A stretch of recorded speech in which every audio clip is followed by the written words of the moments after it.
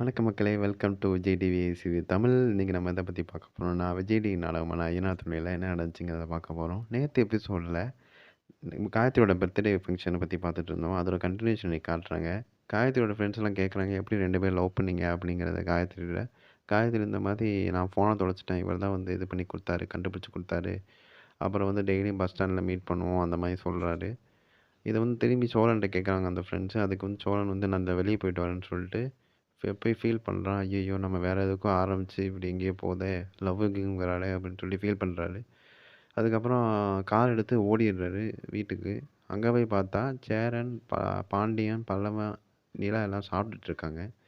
இருக்கும்போது இவன் உள்ள வந்து பதட்டமாவே இருக்கான். அங்க இருக்கவங்க கேட்குறாங்க, "என்னடா பதட்டமா இருக்க? ஒரு மாதிரி இருக்க?" அப்படிங்கிறத. அவன் வந்து, "இல்ல அதெல்லாம் ஒண்ணும் இல்ல." அப்படிங்கும்போது, தோசைக்கு வந்து கூட்டு பொரியல்லாம் கேட்டுட்டு இருக்கான். அவன் ஒரு மாரி டென்ஷனாவே இருக்கான். நிலா அத பார்க்குறாங்க. இவன் ஏதோ இதுல இருக்கானே அப்படிங்கிறத பார்க்குறாங்க.